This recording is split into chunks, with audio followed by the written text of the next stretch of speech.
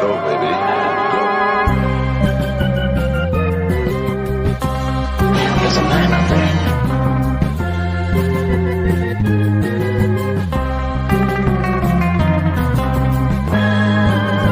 Was he a bear? Was he lost his hair?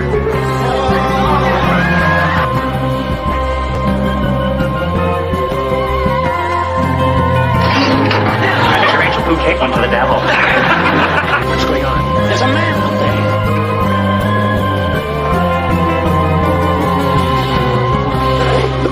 I thank you. Yeah.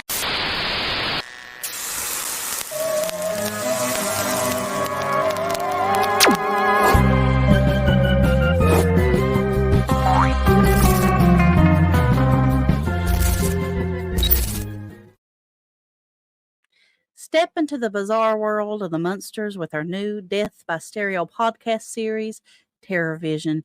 Join us this season as we explore our favorite episodes and immerse ourselves in the spooky adventures of this iconic family. I'm Candace, and I want to welcome you to our look at the Munsters with Memories of Mockingbird Lane. Now, but before we begin, I want to introduce you to my co-host for this series, my husband, Chris, or better known as Crater. Hey, Chris, how are you? Hey. Now, this is our second episode to this series, and last episode we covered some really good episodes, including your favorite, right? And my favorite. Yeah, Zombo is my favorite Munsters episode, and I think that was a really good kickoff to this series. Because I thought so at least. I think you did too. But because like I said, that is my favorite episode, and it's really fun. Just all those episodes we talked about last week was really fun. Yeah, we had a lot of fun last episode, so I was looking forward to this one. We picked some really good ones for this episode as well. We're doing Just Another Pretty Face, Low Cow Munster, and Hot Rod Herman, and those are some really well known episodes, especially Hot Rod Herman. I know they've made figures of that, and yeah, it's one of the more popular episodes. Hot Rod Herman is because, like you said, they've made action figures of it, Funko Pops. It's featured on a lot of T-shirt designs. When Butch Patrick, who plays Eddie Munster, and he runs like the whole Munsters kind of like museum fan club stuff, and he does the website and all that. When he makes appearances at like conventions and stuff like that, sometimes they bring like Munsters cars in that are near his table, and one of them being Grandpa's Dragula car from Hot Rod Herman. Yeah, that's always neat to see. We've met him a few times, and it's always been fun to meet him and see all that he brings with him. Now the Dragula, whenever it comes to the coach is pretty iconic, but the Dragula is really iconic. And I think we even have a comic book that has that image of, Hot Rod Herman on the front of it with Dragula. Because they did make, back in the 60s, they made the Munsters comics. I think they even made like trading cards of the Munsters and trading cards, lunch boxes, toys, paper dolls. Card games, board games. Yeah. You name it, they probably made something of the Munsters. And it's only 2 seasons too, but there's a lot of episodes within those 2 seasons. Now the first episode that we're going to be talking about today is Just Another Pretty Face, and that's one of my favorite episodes, and it gives you a different look at Herman in a couple different ways, but we'll talk about that just in a second. But I just kind of want to give a rundown on what we're going to do here. We've picked, I think, 21 of our favorite episodes of the Munsters. Now, we love all the episodes of the Munsters. We both grew up with them, and it's just one of our all-time favorite shows. So it was a clear no-brainer that this would be the very first series that we talked about on TerrorVision. Now, TerrorVision, we will take each season of TerrorVision. We'll talk about 21 episodes of a certain series, like this season's The Munsters, and we will just give you a rundown of the episode and what we think about it. It's as simple as that. Nothing really in depth or anything like that. There may be spoilers. If you've never seen the Munsters, there may be spoilers. If you're going to watch this or listening to this, I know we have listeners on Spotify and watcher, viewers on YouTube. So whichever way that you're, supporting us by either watching us or listening to us, just be warned that you will hear spoilers. And we always will let everybody know that which episodes we'll be covering per episode of this series.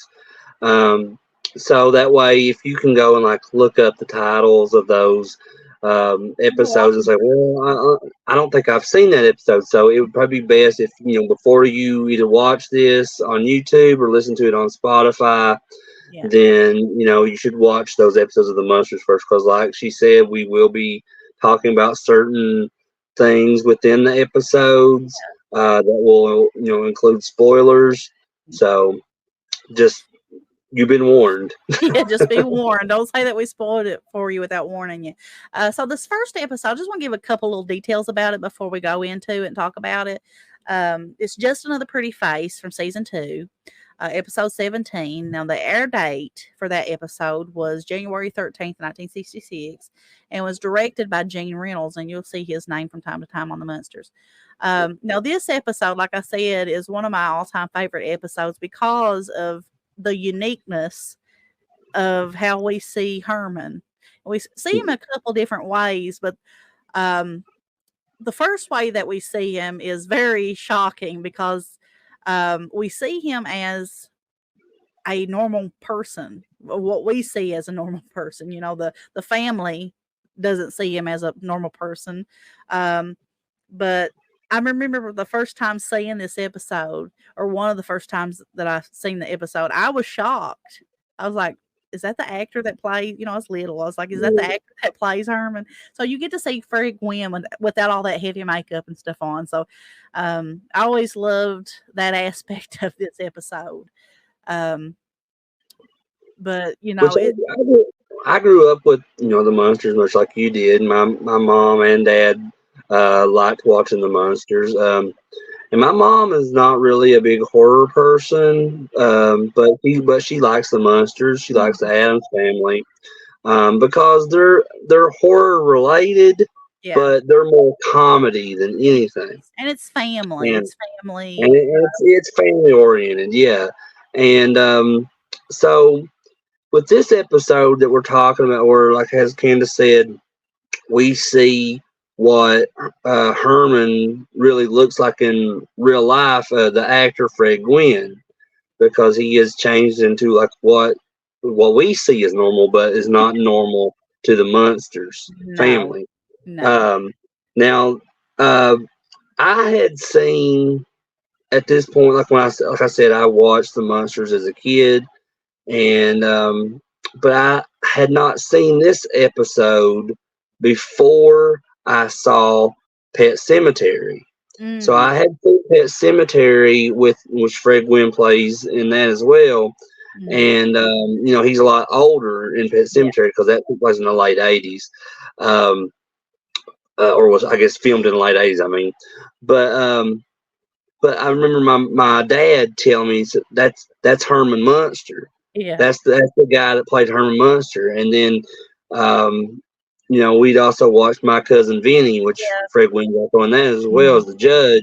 And my dad again pointed out that's Herman Munster. I was like, oh yeah, he was in Pet Sematary. I remember that. Yeah, that was probably the first time I'd ever seen him. Outside of the Munsters, and outside this episode was in My Cousin Vinny. But then when I seen this episode, finally, and it shows, like I said, because there's some stuff that happens where he gets struck by lightning in the head. And that's what causes him to turn into looking like a normal human being. Yeah. And so when I seen that, I was like, oh, that's what he looked like when he was young, when at the time they were making the Munsters. Yeah. And I thought that was really cool, and it's just really funny because how when it happens, because because Grandpa was doing this thing down in the lab, and nobody really knew what he was working on. But Herman, the way his relationship with Grandpa was, it's like he had to go and snoop. He had to go and see what Grandpa's up to, even though Grandpa had put these signs up telling Herman to stay out and all that. He's working on a machine. And so he's got like this machine that he wants to create like world peace or something like that. Down in the lab. And his whole like lab setup is like just like how Victor Frankenstein from the original Frankenstein film is, and because that's how that's the Grandpa character pretty much is like a mix between Dracula and Victor Frankenstein, because he's got that whole mad scientist personality to him. Yeah. And but yeah, like I said, Herman, he snoops around and he just. It's like karma hit him, because he's like messing with these knobs and it causes like those two like podiums with the electric shock or electricity shocks him in the head. Yeah. So that's what causes him to end up looking like that, looking like a normal human being. But the reaction from the family and everything after the fact is hilarious. It's one of the it's one of the better parts of the episode. Yeah, that's the real funny part there, because after he gets like hit in the head with lightning, even the viewer doesn't know what he looks like at first, because his Grandpa must have taken him upstairs and covered him up with a sheet, and the family comes down and he like prepares the family. Be prepared what you're getting ready to see. It's going to be shocking to you, because he already has seen what he looks like. And then when he unveils Herman's laying down there like still unconscious, and he looks like a normal person, and it shocks all of them. They're like, just like he's the most grotesque being that they had ever seen. But the real funny part, I think, the one that really is funny, is whenever he gets up, looks in the mirror, and sees himself. And he thinks Grandpa's got a mask on him. He thinks that he's like, you got this mask on me. You're playing a trick on me. And he hates the fact that he looks like that. But to us, the viewer, he's a handsome man. He's normal. And go ahead. And just to the family, he's just this grotesque being, like, I guess kind of like Marilyn, because she's the ugly one of the family. Yeah, well, that's what I think is here, because she's the normal. To us, she's the normal looking one, but to the rest of the Munster family, like she's kind of not good looking or ugly or whatever.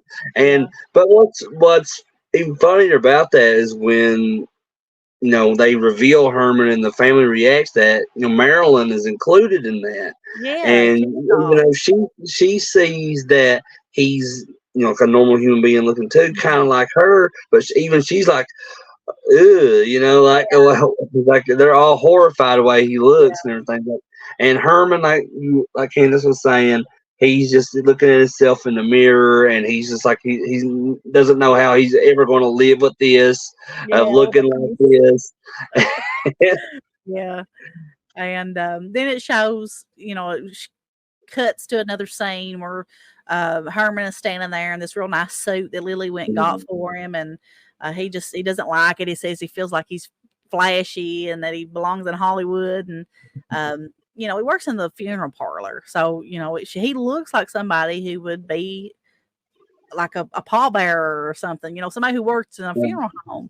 And Eddie comes in and sees his grandpa and sees Lily, and he greets him like normal. But usually whenever he would see Herman, he would be like, "Oh, hey, Pop," or something like that. But he totally kind of pauses and hesitates when he sees Herman, and you feel sorry for Herman, you really do, because he blows right by Herman, and he just kind of like ignores him at first, not completely, but at first, because he's like, hey, Grandpa, hey, Mom, or something, and then he just kind of like slowly turns and he looks at Herman and he says, "Hello, sir." Yeah. and Herman's like taken aback by that and everything. And get mad, like, and then right after that, Eddie asks Grandpa to go outside to play catch with him, and he doesn't ask Herman. And then like they go out, and he's like, "Why didn't he ask me?"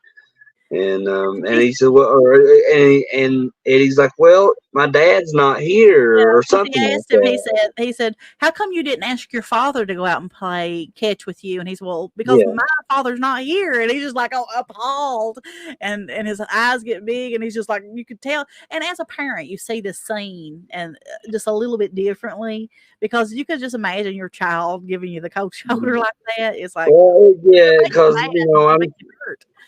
I can't say that my son has ever done that to me, but if he did, I can imagine it sure wouldn't feel good. And No, it that's wouldn't something feel that's good. kind of like a running thing within the Munsters is like Yeah. that Herman. It shows that it's important to him that Yeah. he is in Eddie's life and Yeah. that he means something to Eddie, Yes. and that he wants to be Eddie's hero pretty Exactly. much.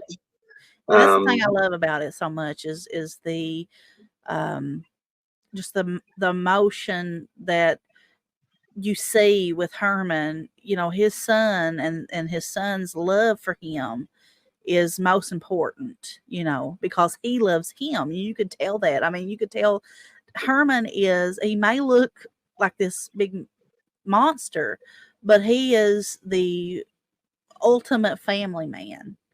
And mhm. that's what I really love about this show. But, I can only feel, how Herman would have felt whenever, Eddie did him that way. But, Lily comes up with a plan she's wanting him to be back to Herman, her Yeah. pussycat, as she calls him, um, just as much as Herman wants to be back to his old self. So she comes up with a plan. Is like, let's go see your doctor. Let's go see your doctor and see if they can, suggest you to a plastic Plastic surgeon. surgery. So, Yeah. that, kind of puts a light bulb off in Herman's head. And the funny thing about it is that before it shows Herman going to his doctor's office, Grandpa I think he's sitting with Marilyn and maybe Eddie, and he's laughing, and he's just like talking about how um, he finds it funny how Herman went out in public. And she's like, well, what happened? And then it shows Herman at the doctor's office with his face wrapped up like a mummy. So he went out in public like that so people wouldn't see his face, because he thought that they would be scared of him. But in reality, they wouldn't been. But the doctor that it shows in this, because Herman's got a doctor throughout the Munsters, and it's Dr. Dudley. This is not the first time that we've seen Dr. Dudley, but in this episode, it's played by another actor, one that we really love. You want to go ahead and take over, Chris? Yeah, and I do love that they use it because which is Dom DeLuise is the Yeah. actor that's playing Dr. Dudley, and I do love that they used him for this, and that's one of the things that I love about the Munsters, because they include a lot of guest stars in a lot of their episodes, and it's usually from just a lot of people from within that era of TV and movies that are kind of well known, because like we'll talk about another well known actor during that era that's in another one because we'll be talking about. But anyway, Dom DeLuise, I love that they use it, which my introduction to Dom DeLuise was probably the Muppet movie. Yeah, Cannonball Run. I think probably seen the Muppet movie before I ever seen Cannonball Run, because I didn't see Cannonball Run until I was much older. And Doesn't he do some voice? Oh, go ahead. I'm sorry. Go ahead. I'm sorry. Doesn't he do some voice work for like All Dogs Go to Heaven? I believe so, and I think I've heard his voice in other things too. And there's what is the movie he's in? I can't think right now because I'll have to go back and remember what it was. But I remember him from a lot of things. But the biggest things though was the Muppet movie. Yeah. Because that I watched that very early on when I was a kid, but probably around the same time when I started watching the Munsters, so maybe that's why it kind of resonated with me. Yeah, but probably. He plays Dr. Dudley in this, and so as Herman and Lily go there to see him, he's got all wrapped up in his bandages and stuff around his face, and then Dr. Dudley's trying to talk to him, and Herman's responding, but you just hear like, and so Lily suggests maybe it would be better if we take the bandage off and let him talk to it. And Dr. Dudley's like, oh, well, that's a great idea. I didn't even think of that, or something like that. Yeah. And then, so as he's taking the bandages off of Herman, and he's expecting to be something horrible has happened to Herman's face or something like that in order for him to be wanting to do plastic surgery. Yeah. But when he takes it off and he sees that Herman has this like normal human being face, and he's just kind of like taken aback, Nice. like, oh my gosh, you look amazing. This is the greatest you've ever looking. Why would you want to change anything about this and all that? And, obviously Herman and Lily disagree, and they're like thinking this guy's crazy for thinking he looks good or something. Yeah. Because, that's the Munsters that's the whole joke is like they just think that what's normal to them is horrifying to other people. But what those people that are horrified see as normal, the Munsters are horrified by. Yeah. So, but they, Dr. Dudley tells him, he's like, there's no plastic surgeon that would touch your face the way it is. And they kind of get mad at him, and they go home, and believe Grandpa comes, and he's got some plans that was a gift from Dr. Frankenstein. It was Herman's original plans that Dr. Frankenstein used to make him, and he just suggests, hey, let's go back down there. I'll put you between the metal conductors again, let that zap you in the head, and that may put you back to normal. And Lily don't want to do it because she's scared, but Herman, he's just had it at this point, and he's like, yeah, let's go do it. So they go down there, strap him to the table, and Herman's laying there and waiting for this to happen again.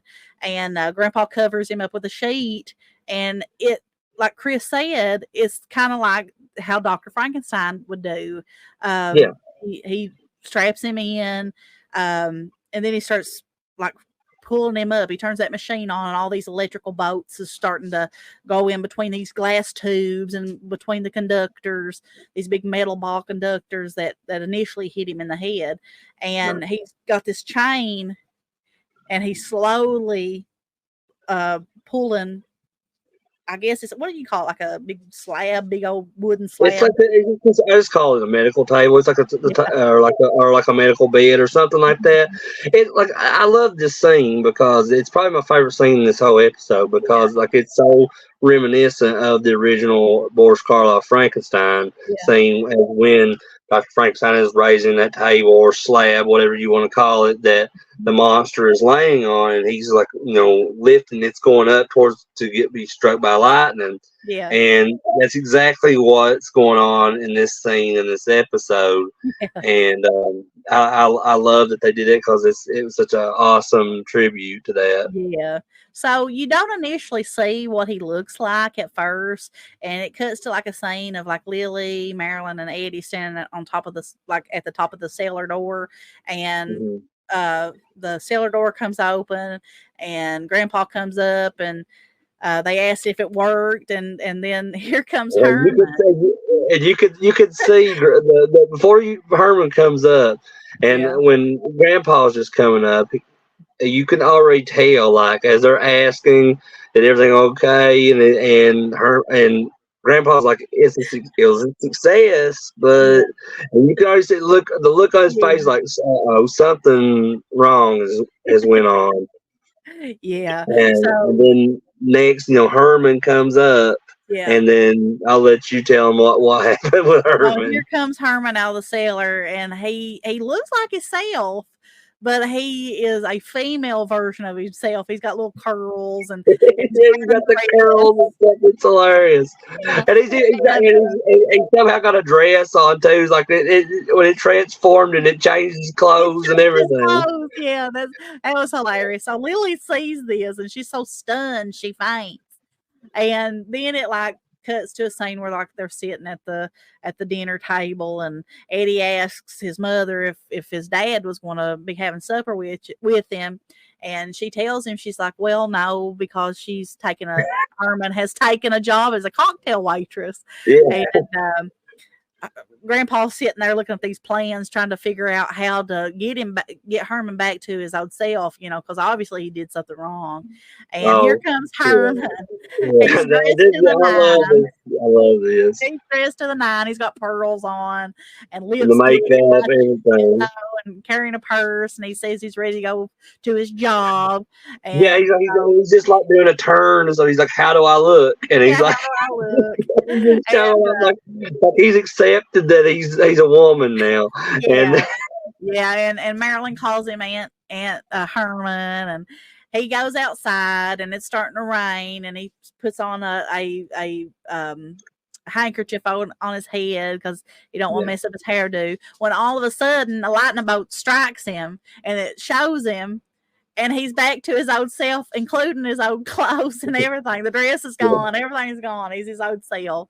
So the family rushes out, sees him, and they're shocked, and they're happy, and he just starts like rejoicing in the rain, and then the episode ends. So I love that episode. I think it's hilarious. I think that it's a different thing. It takes a different look at what Herman would be if he was normal. If the Munsters weren't a group of different looking individuals.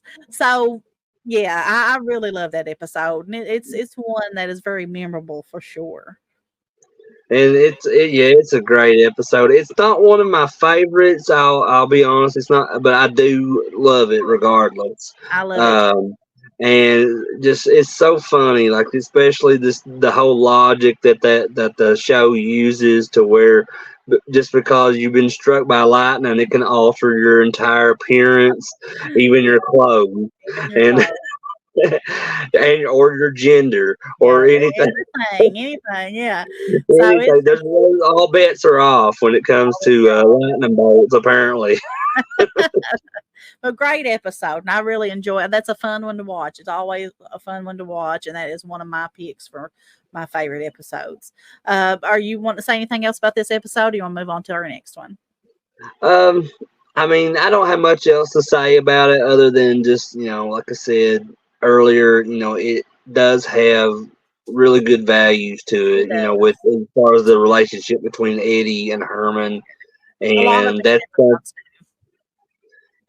but that's the way a lot of those TV series were during that time. It was always about family values, and and there's still stuff out there nowadays in recent times that does have some family values, but very little like there used to be. Like during that era, that time of TV and movies, it was focused on a lot because it was always looked at by these studios that put that stuff out, is that this is what the idea of family should be like. This is how family members and parents and children should treat each other. Yeah. And and a lot of people watched the Munsters. A lot of people watched all types of those shows that had those family values, and it inspired them to have their own families be like that and live like that, with treating each other with respect and stuff. And I'm not saying that doesn't happen nowadays, because there is my own family, me and Candace, we treat each other with respect. Noah, our son, treats us with respect. We all are very loving of one another and then respectful of one another, and that's the way it should be. I know that sometimes. And nowadays, especially, a lot of generations have changed, and people aren't that same as they were back in those days of the 50s and 60s. But there's been a lot of bad values from the 50s and 60s. That's true. And according to how you look at it. but looking at it like it's always still great, I think, to watch, and especially if you're of a younger generation like me and Candace are now, because these shows came out way before we were ever born. it's always good to look at shows like the Munsters or the Andy Griffith Show or Leave It to Beaver, anything from that era, to kind of show like, oh, well, that's so awesome that they lived like that. That's so awesome that they, had those kind of values for Or the one TV another. version, or the TV versions of reality did. And it inspires us, Yeah, to be better as yeah, it always people. does. But yeah, that's one of the reasons why I love the Munsters. It's just got that, you don't have to worry about watching it with, your family and all that good stuff. It's always good, clean fun. And that's what I really loved about it. But I also have a lot of memories with my own dad sitting and watching it. And, he was a huge, huge fan of the Munsters as well. And it was just a family affair. Like I said, it's just something that gives good memories. So I always had good memories with the Munsters. But I guess we'll move on to our next episode, which I know is one of Chris's favorite episodes. I love it too. And it starts out so funny. It's Locale Munster from season 1. It's one of the early episodes episode 6. And it first aired on October the 29th, 1964. And it was directed by Norman Abbott. Now, the way that this episode begins is one of those, like, not dream sequences, but one of those, like, what do you call it? Like it shows a memory sequence. It starts out with Herman strapped to a laboratory table down in Grandpa's dungeon. And you're like thinking, why is he strapped down? But then he's looking like something's going on, like he's in a rage, and he breaks free and crashes into the TV that's in front of him, and then gives it a kick, and it explodes. And then he's just like, he's still like, he reminds me of like a gorilla or something, like stomping up the stairs, and he breaks out the front door. I mean, crashes right through it. Like he does in the open credit scenes. And then he's walking through his lawn, and he busts through, like there's this guy walking, he's got a bouquet of flowers, and he sees Herman coming at him through his lawn, and there's like this big brick wall fence, and Herman just like crashes through it, and this guy is like frightened, and that bouquet of flowers that he's got just like wilts and dies, and he runs off, and Herman is just like barreling down. And then it shows this family, it must be a neighbor, this neighboring family sitting at their dinner table with all these wonderful food dishes. And the woman comes through, she's got a big nice turkey, and she lays it on the table, and the family's sitting there getting ready to eat this big nice turkey dinner. And then it pans to the window and shows Herman like looking at this turkey and this dinner through the window. And then you hear a voiceover of Herman, and he's like, how you're wondering how I got this way. And he was like, well, it all started about 10 days ago, whenever he had got out his old army jacket. So if you want to take over, you can, and tell a little bit more about the episode. Yeah, so I just looked at that, that episode, because when you first started watching Candace just explained from the beginning of that episode, it's just kind of like an I guess like a prologue type thing, but at first you think that, but it's really not a prologue, because this is, and you'll find out like later in the episode where those events come into play and why. Because like she said, as towards the end of that opening, you hear Herman narrating what's going on, and he's about to tell you how he got there. It's kind of like that. There's like the meme, I guess you could see on like Facebook, so like where like it shows somebody like in a dangerous situation or a really messed up situation, and it'll say like, so you're wondering how I got here, or something like that. So that's basically what this is. That's what Herman is saying. So that it like kind of cuts back like into to a memory of Herman. So like this is kind of like Herman's telling this story of this episode, basically. So it goes back to the beginning of how this all began, and so you're like, as she said, Herman is like trying to get out his army jacket and everything because he's got like some kind of reunion coming up of all these people he was in the military with, and so he can't fit. Yeah, he can't fit into the jacket because he's a lot bigger now than what he was when he originally wore it. So, and like he's like, but he's so determined to fit in there and go there, and Lily doesn't want him to, and like Grandpa's being discouraging as always to Herman, and he's just telling him that he's not going to fit into it, he's not going to be able to do it, and Herman's saying that he's going to stop eating or go on some kind of diet to be able to fit in that because he's got to do it. And they're like, Grandpa's like, it's not going to happen. It's not going to happen. But you could go with that.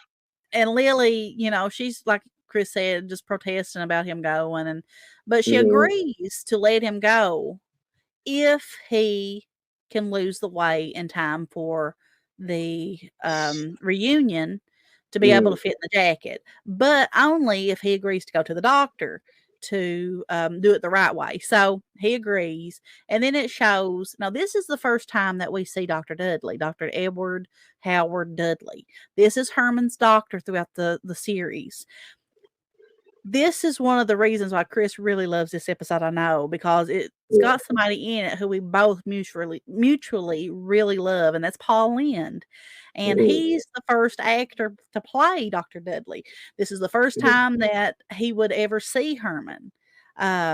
So it shoots to the office of his office, and his nurse, tells Dr. Dudley that he's going to be seeing this new patient for a diet plan. And Paul Lynde, he wears these big old, like thick, black rimmed glasses, and he takes them off, and he asks his nurse to go take them down to the optometrist because the lens keeps on popping out. And she does, and he can't see nothing. He's really, I think he's like nearsighted, and he can't see anything without them.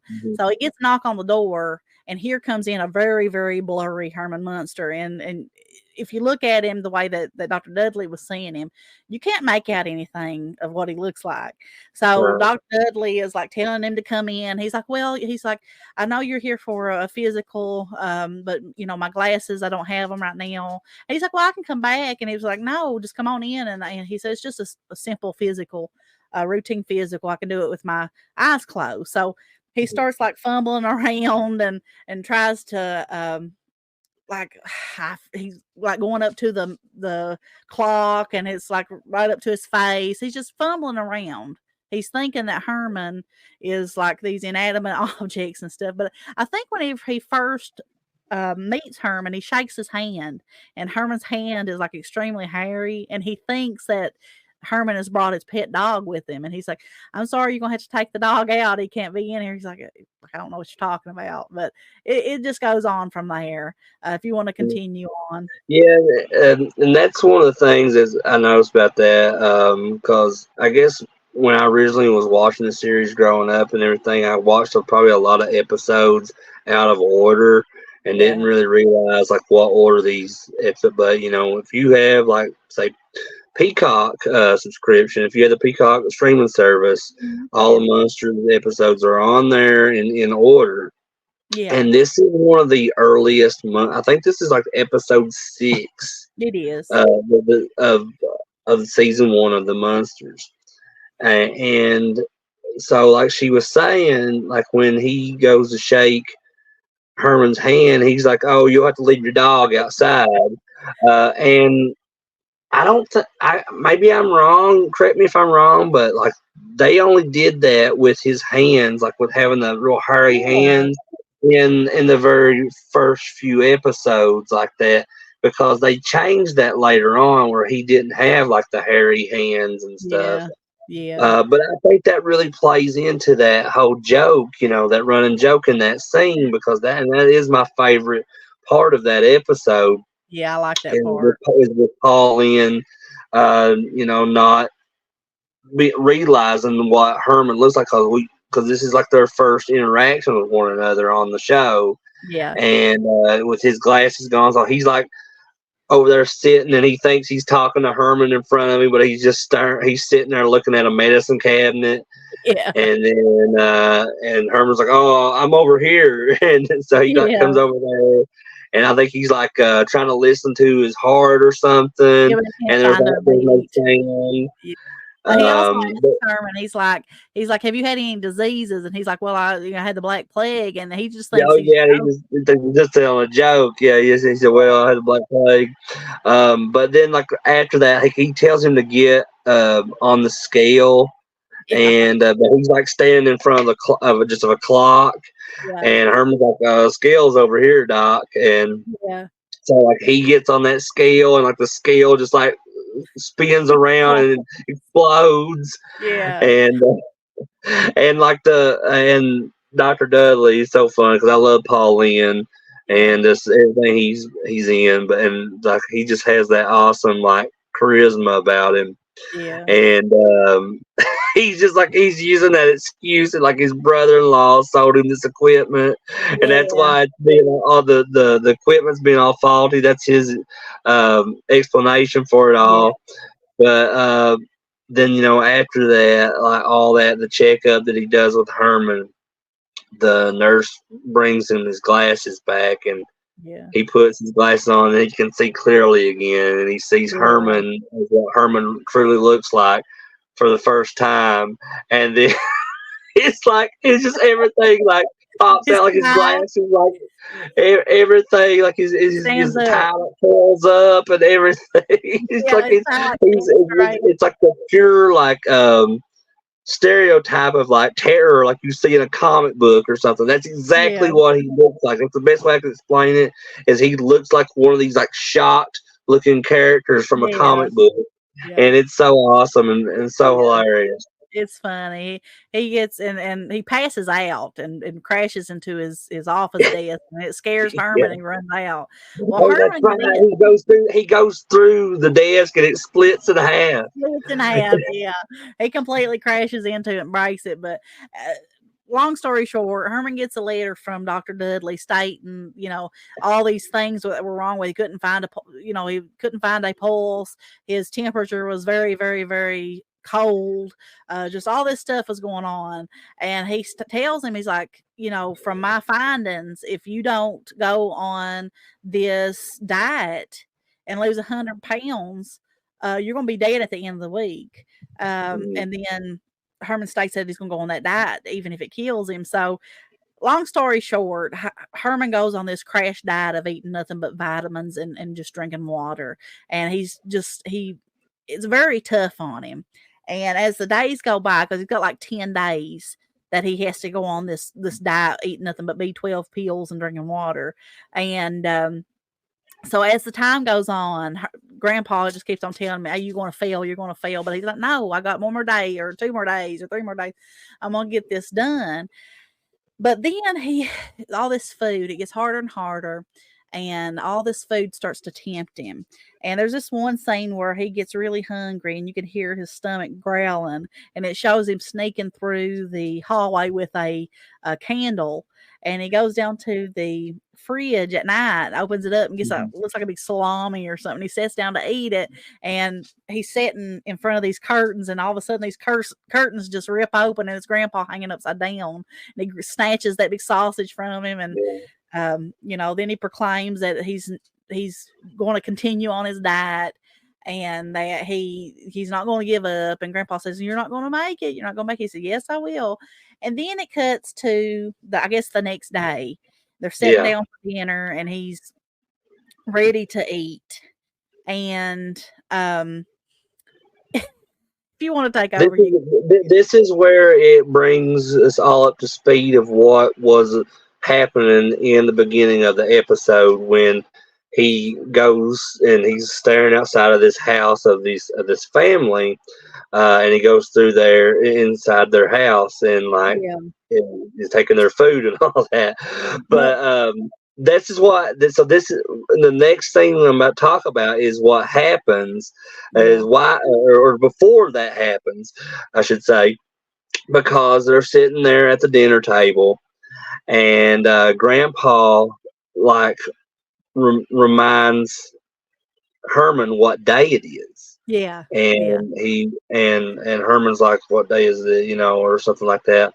Yeah. And it's Thanksgiving. So that Yeah. explains like the family with the turkey and having the big dinner and everything. So He didn't know it was Thanksgiving. and so he just Grandpa is teasing Herman. Is like, he's like, the gravy and the cranberries and the turkey and all this food. And like, it's about to drive Herman crazy because he knows that he can't be eating all this stuff. No.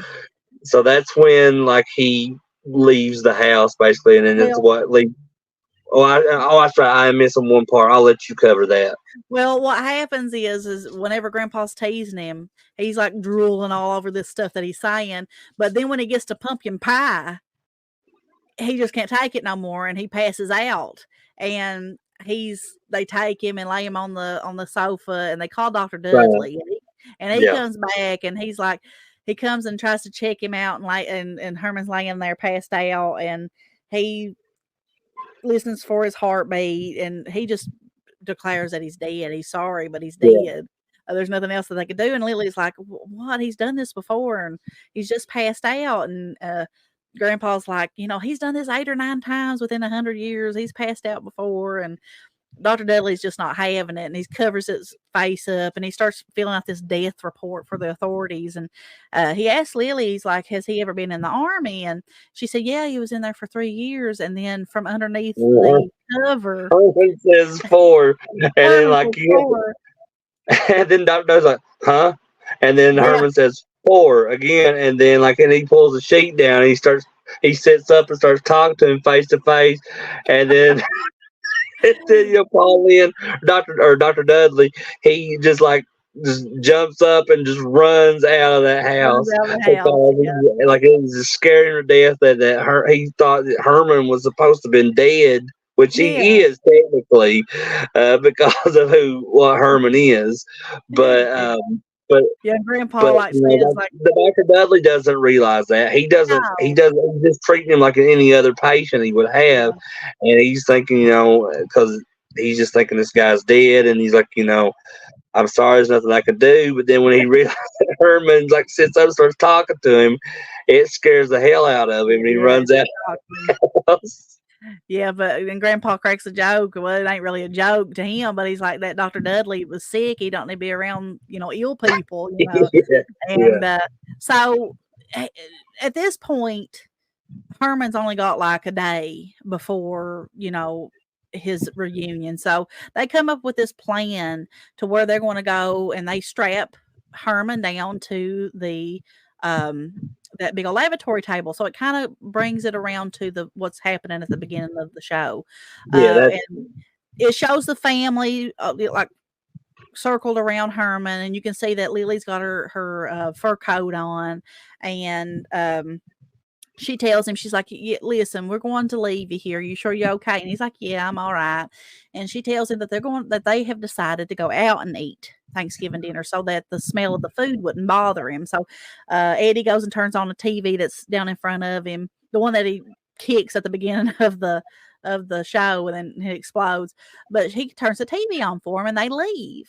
And whenever they leave, and this part I think is hilarious, he's sitting there watching that TV, and he's strapped to this laboratory table, and this commercial or this sponsored ad comes on for turkey and all the trimmings and all that stuff. And as this narrator, this guy is sitting talking about all this delicious food, Herman just can't take it no more, and he breaks free, and it leads to what happened at the beginning. And then it shows him looking through that window at that family's home, and then it shows him breaking through their door and coming, and they rush from away from the table, and he sits down, grabs a turkey, and starts eating it, and just goes crazy and all that good stuff. And the family is frightened of him, but they're also they're confused, and they're like, what is going on? Because he's talking about how good this food is and all that good stuff. And then it shows the family, and they're sitting around, and then here comes Herman. They're talking about what Herman had done, the day before. And they even say that the woman said that her husband acts that way whenever he gets hungry, and said that they even sent Herman home with a doggy bag full of cranberry sauce or something like that. But then it shows them sitting in their house, and here comes Herman, dressed all in his army uniform, and it fits him, and he's sitting there with his chest like out, and it looks good. And Lily goes and gives him a hug, and she feels something on his chest, and she's like, Herman, and he's like, well, that's just my ribs. And she starts unbuttoning, and it's the grandma's girdle, and he's got that on, and or it's the corset or whatever, and the family laugh at him, and the show ends. But that episode is hilarious. Like I said, Paul Lynde, anything that he's in is hilarious. You may know him. I don't know if we said this before, but you may know him as Samantha's, jokester, warlock uncle, Arthur from Bewitched, if you like Bewitched, which is a show I would like to cover on here if Chris is interested. Eventually. Oh, yeah, definitely. At some point, yeah. And then, I think, there's something. I don't know if it would be good for this particular series, but I think at some point on the Death by Stereo channel, we should cover the Paul Lynde Halloween special featuring Kiss and all the different celebrities that are part of that Halloween special, because that's one of my favorite things that Paul Lynde did, was that Halloween special. And it's especially if you're a fan of that era of like pop culture and everything, it was a huge thing back then, because it was what in the mid to late 70s when they aired that, because like I said, Kiss was very new at the time as a band, and that was one of the biggest, like one of the first big like specials I believe they were a part of. Yeah, it was just fantastic. But just see, that is an awesome role that he got, because he was, like I said, there's been different Dr. Dudleys throughout the series of the Munsters, but Paul Lynde was the first one. Yes. And we get he plays the character wonderfully.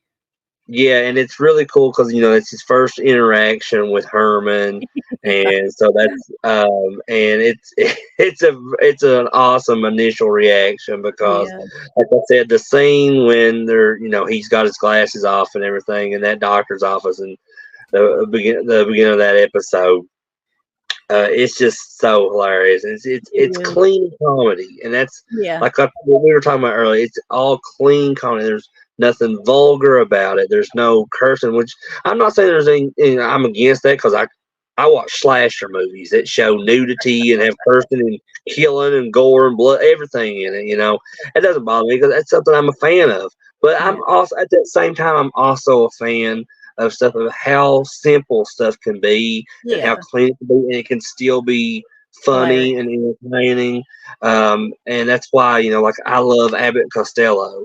Like those guys that's my favorite comedy pair of all time, because they were the first ones, I believe, to be like kind of included with the whole Universal monster shtick that they were doing, like with Frankenstein and Dracula and Wolfman and all that. They all came together in one movie, Abbott and Costello Meet Frankenstein. But that's another thing we could talk about at another time, because I could go on and on about that movie and Abbott Costello and stuff. But anyway, just like my whole point of that is that stuff can be entertaining and not and just be simple and clean and hilarious, and that's just how that whole era of TV was, really, and especially the Munsters, because and I think that's why I would become so interested in the whole subgenre of horror, where it's like comedy horror or like black humor type stuff, dark humor.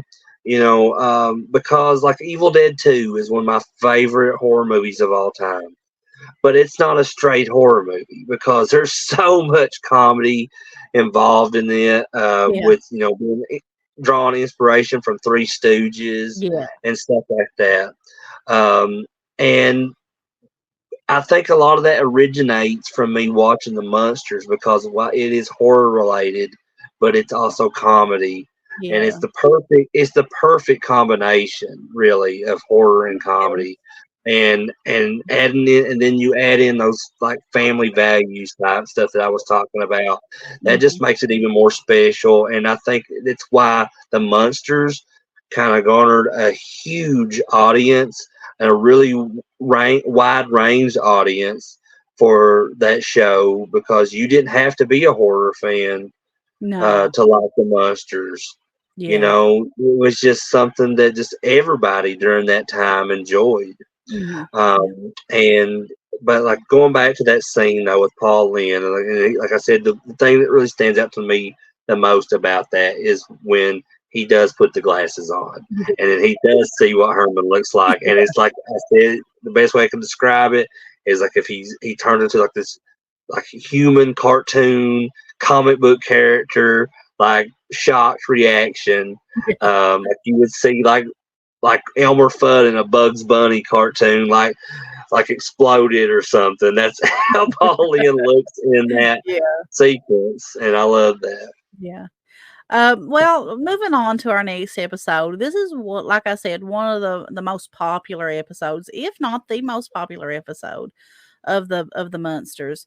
It's definitely up there. Is Hot Rod Herman, and it's from the first season, episode 36. It's one of the very last episodes of that first season. With the air date of May 27th, 1965. And this one was also directed by Norman Abbott. Now, this one is pretty straightforward, this episode is. There's a lot going on, but like I said, it's pretty straightforward. It starts out with Eddie coming. He's like making car noises, going around running and making all these, movements and noises. And here Herman is sitting on the sofa reading his newspaper, and he's getting annoyed by Eddie, and he hollers at Lily and's like, "Get this strange kid out of my living room." And she's like, "Well, this is your son, Herman."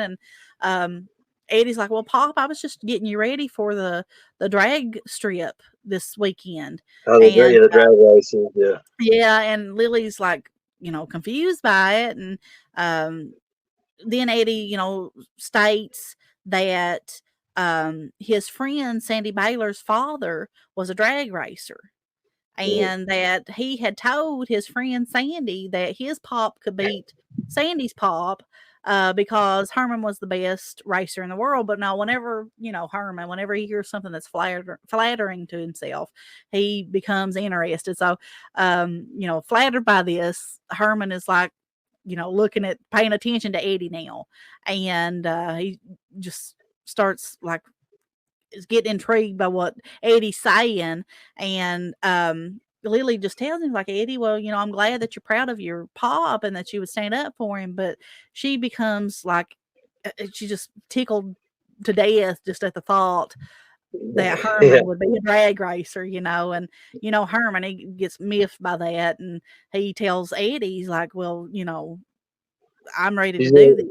Well, basically, and Eddie's like, "Are you serious, Pop?" or something like that, and Herman says, "Well, I just have two words for that." He goes, "Vroom, vroom." So at this point, Herman, and he's trying to get into the whole idea of being a drag race and everything. And so he gets like the look down and everything. He's got like the leather jacket, and I love the leather jacket that he wears in this, because on the back, I don't know if you ever notice what it says on the back of the jacket, and it says "The Punk Rots," and that's so interesting, because when this episode aired, this was before the whole punk rock movement and everything. This was before any kind of like the Ramones or the Sex Pistols or the Clash or any of those punk rock bands that was exploding into the onto the scene. Oh yeah, definitely. This was way before that, so it's so interesting to see that word punk. Associated with like leather and everything, a leather jacket is what a lot of punk rock bands were associated with as well, especially the Ramones. And to just see how that kind of originated, and it made me think, like, looking at that, if like the Munsters was a big inspiration for that punk rock style. Yeah. Because if you look at the Hot Rod stuff, that's kind of also included in some aspects of the punk rock stuff. Yeah. With the Ed Roth, Rat Fink stuff, it's kind of like it's all within that punk culture. But that's just something I noticed that I wanted to mention. Yeah, but like before it gets to where it shows Herman with his jacket, Eddie and Herman are outside, and Lily and them they're in the kitchen, and like they hear like something like a car revving up, and it's shaking their house and all that stuff, and they ask Grandpa, so are you gonna go help Eddie and Herman fix the car? And he's like, no, because they didn't ask me, and all that stuff. But then it shows them out there, Eddie and Herman working on the car, and they take the coach and they've decked it out with pipes and all this chrome and all that stuff. But then it shows Herman with that leather jacket. He's got like a leather hat on, a leather belt. It's got studs, and like Chris said, the goggles are on the hat and everything. Goggles, and then he turns around on that jacket. It says the punk rods on it, and then it's got like a knife with blood coming off of it, which I thought was neat. And what I like is that Grandpa. Proclaims, he says, like, Herman is a 150-year-old teenage punk. Yeah, that was hilarious. That's what I'm saying. Like going back to that, like it's just so interesting that kind of phrasing was and association with the whole punk culture that we knew that would come to be was just like all associated right there. Yeah, and but during this time before like the whole punk rock stuff, the leather jackets were mostly associated with like greasers and guys that were on the wrong side of the track and stuff like that. And if you've ever seen The Outsiders, like it's kind of like that whole like era, this was around that because The Outsiders is based around that same time frame with like where the Munsters was coming out and everything. So that's what people associated, I guess, punks with at the time was like greasers and guys that were like that the motorcycle drag race like family when people with family values didn't want like their kids hanging out with them type of kids that were like from like bad families or were criminals or something like that. And it's interesting that's a lot of that's where it originated from, and I've never really thought about that until I was rewatching this episode, and I was like, wow, that's a lot of the type of like punk rock culture where that comes from, and I was curious if like the Munsters was ever an inspiration for those bands that started out in the punk rock culture. I'm sure it was for the Misfits. Glenn Danzig would seem to be somebody who would probably like the Munsters, and I know the Ramones too, and that's interesting because the Ramones have a song called Pet Sematary, which the movie features Fred Gwynn, like I stated before, and it's just there's a lot of stuff you can kind of look into, and that makes me interested to look more into that now than I ever had. Something interesting to take a look at, but whenever get back to the show, whenever Herman is comes there and he's decked out in that leather and all that stuff, he's prancing around, kind of slithering around, kind of reminds you like Marlon Brando or somebody, somebody with a punk kind of accent, calling Lily doll and just kind of blowing her off. And she's like, what happened to your Daddy Warbuck image? And he's just didn't have time for it. You say Marlon Brando, like I guess you can compare that to the way he's acting, like Marlon Brando in Streetcar Named Desire. If anybody's ever seen that film, because Marlon Brando, Marlon Brando's a super cool, like kind of like that greaser, I guess, type character in that film, and it's really cool. If you've not seen it, check that one out.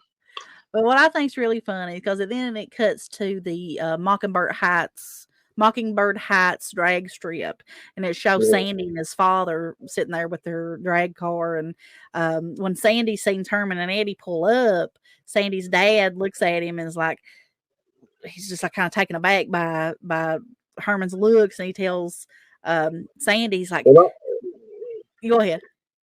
I was going to say not just by Herman's look, but the car Yeah, the too that car they're pulling up in. Yeah, that's right. But he tells him, he's like, now that's a guy who's been in a few smash ups, talking about Herman's looks. And he, tells Sandy, he's like, let that be a lesson to never race without a row bar. And I thought that was funny whenever he said that. But they go over there and they, start talking to Herman and Eddie. And, that Sandy starts throwing off, kind of scrutinize Herman, his vehicle, the coach. And Eddie and Sandy starts arguing about who's going to win and all that stuff. And then Sandy's dad bets Herman's car against his car. And, at first, Herman's hesitant about it. He don't want to do it. But then that Sandy starts calling Herman a chicken, and then he agrees. Yeah. He makes the deal and they shake on it. Well, then it cuts to Grandpa, and I think Lily and Marilyn, they're like in the kitchen, and Grandpa's like reading the newspaper, and that's when he finds out that Sandy's dad is a professional race car driver, and Herman didn't know this. So Marilyn's like, she just reassures everybody. She's like, well, at least he's not going to lose anything or anything like that, without knowing. They didn't know that he made the bet, against the coach. And then it shows Herman and Eddie, and they're preparing to race, and Eddie's sitting there on the side of Herman. He's trying to talk to him, and then when the flag goes down, Herman is distracted by Eddie because he couldn't hear what he was saying, and he stalls. So Sandy's dad gets a big start on him, and he wins. He ends up winning the coach from Herman. Yeah, because they had the bet that there were the winner got both vehicles. Yeah, and before we go any further, I just want to say this is probably either my second or third favorite episode of the Munsters. But I hate Sandy and his dad in this because they are such egotistical jerks. Mm-hmm. Because and it makes you like look at him because he's this professional drag racer that he and he's got this like ego about him, like he can't be beat and all this and stuff. And then it kind of makes you wonder if he's cheated, before in the past. But also, what I'm getting ready to say here in a little bit, you'll be like, what the heck? Because it's kind of messed up. But Eddie like plays that up, tries like no, my dad, nobody can beat my dad. My dad's the greatest and all this. And that going back to what I was talking about, that relationship between Herman and Eddie. Herman doesn't want to let Eddie down. He wants to be a hero. He wants to be somebody that Eddie can look up to and be proud of. Which ultimately Eddie is proud of his dad no matter what. And but Herman, don't, in the back of his mind, he's always like, I don't want to let Eddie down, so I'll just go with what's going to make him happy. And you'll see that whole thing in many episodes. And that's one, I think that's one of my favorite things about the Munsters. But yeah, like Herman goes through with it. Even though, like I said, Sandy and his dad they're jerks and they're egotistical, and that's and around this time, like when I was young watching the Munsters, like I was also into NASCAR, like Dale Earnhardt, Mark Martin, Terry Labonte, Jeff Gordon, all those guys. And I remember, like I said, this is one of my favorite Munsters episodes, and it made me look at those NASCAR drivers that I would watch on TV too, like in a different way. Because I was like, I bet they're all jerks too. I bet they, they're like, you think that they're better than everybody. But anyway, sorry, I got off the beaten path there. Oh, that's okay. But just going back to the episode, it cuts after he loses the coach. It cuts back to home, and Lily is just mad that he's lost their family's car. This is their only car, and they storm off. And it just leaves him and Grandpa sitting there, and he's like, do you have idea to what to do? And Grandpa comes up with this idea that he's, they're going to create their own car, and he's going to personally drive it and win against Sandy's father. And Herman at first is, he's amused by the idea, but he goes along with it. He thinks it's a good idea. So then you see Eddie and Herman and Grandpa and they've been working on this vehicle, and Herman opens up the door of the garage, and here comes Grandpa out in the Dragula. This is the first time you see the Dragula. And it's made out of a coffin that Herman borrowed from his work, and the pipes are from the family's organ, and they got like the front wheels are from a bicycle, right? Did you already say that? No, I didn't say that, but I think that's what they're from. And that's what I remember. Lily or somebody saying that, like talking about that he was taking all these parts down there to build that. Yeah, but Eddie's like, I'm gonna go tell Sandy, and he's like wanting to go taunt Sandy, but Grandpa's like, no, he don't want him to do that, because he states that the best idea would to not let Sandy's dad know anything about the dragster until the day of the race, and then he can con him into making a bet with him to win back the coach. But then it cuts to the races, and it shows Marilyn and Eddie and Lily there, and they're trying to find a spot on the bleachers, and they scare people off, and they think that they're just being nice and letting them sit down there. But then it cuts to Grandpa and Herman down there with the coach, and they got the coach, or not the coach, the Dragula, and they got the Dragula covered up, and here comes Sandy's dad and his assistant in the coach that he they're pulling up in the coach, and he comes up there, and Herman goes there, and he's like, my old decrepit father-in-law, we're going to make you this bet. So he's basically wanting to do the same kind of bet against the coach. If he wins, he gets the coach back, and if Sandy wins, he gets the Dragula. And he's like, well, I don't know what you got under there and all that. And then they would go and pull it back, and he sees it, and Sandy's dad's kind of, hesitant at first, because he's thinking, well, maybe he can win this. So, but he agrees, because Herman calls him a chicken, like Sandy's son did to him, and he agrees. And then Herman and Grandpa walks off, and he's like, well, what if he wins this? He's talking to his assistant, and they come up with this idea to steal Grandpa's parachute, which is diabolical. I mean, he's basically, if this was any normal person, he's basically sending Grandpa to the grave, basically. Yeah, and that's why, and that was one of the biggest reasons why I hated that Sandy's dad so bad, because murdered him for that. So they're basically plotting to not murder him, but just getting in a way. Yeah, I mean they're trying to get him killed, because they just basically they put it into words in that scene saying that without his parachute that he's going to run into the wall, and that would kill him pretty much. So I'm like, oh my gosh, I mean that's pretty messed up. Pretty dark. Really messed up. But then it goes on, they're getting ready prepared to race, and whenever they start racing, Herman realizes that Grandpa's chute is gone, but Grandpa's already in the lead, and he won, but he's lost control. He realizes whenever he tries to get the parachute out that it's gone, so he circles back around, and Herman grabs a hold of him with his super strength and stops him, and his shoes are smoking. And, that's one of the best parts of it too, is when Herman grabs on the back of that car and is trying to stop it, and you just see this smoke just rolling out of Herman's boots. Yeah, of his shoes. And they win the family's coach back, but then the next thing goes to they're sitting in the coach, the family is, and Lily's basically scolding Herman again for losing the coach, but then praising Grandpa for winning it back. And he's like, let's not bring up the past, Grandpa does. And they're actually on their way for a family picnic at the cemetery. And as they're going, because I forget which one says it, but one of them's like, we're lucky that it didn't do any damage to the car going through the drag race. But then as they're driving along the road, you see all these pieces and parts from the car falling off into the road.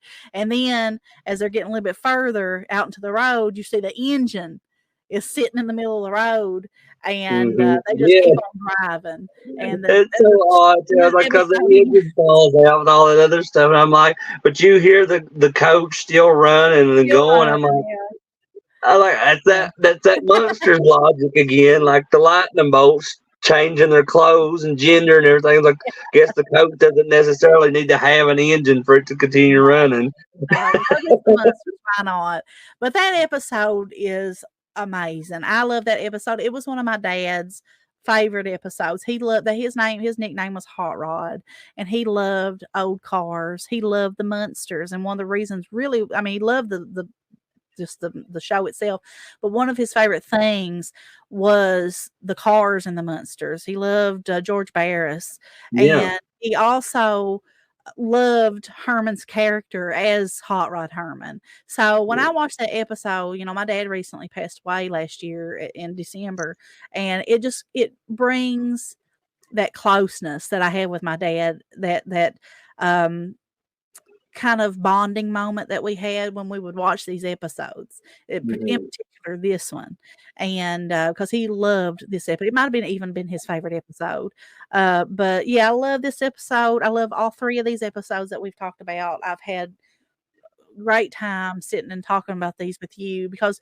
even though me and Chris are husband and wife, we don't sit and talk about this enough, so I've enjoyed sitting and going over this stuff with him, and I hope that everybody listening has enjoyed it as well, and I hope that you enjoy the series, because I look forward to going over all these episodes, and as time goes on, our format is going to kind of mold into what we wanted. We kind of want to keep these short. This one we went a little bit long with, because I guess we just got overexcited talking about them, but I've enjoyed myself. Anything else you want to say about any of these episodes, about the Munsters, about anything? Well, I just want to say, like I said, before, that this is like my second or third favorite episode of the Munsters, just for a multitude of reasons. But I think it's a lot of people's favorite episodes, because it's one of the more popular ones that you see in merchandise for sure. Yeah. And I think that's pretty much it. Like what I wanted to say. Like it's awesome, because it's going back and watching it again recently. It's just made me see like other things and think about other things. Like I mentioned, the whole punk rock culture stuff based off of what it says on the back of Herman's jacket, and just kind of like comparing that to other things within that culture.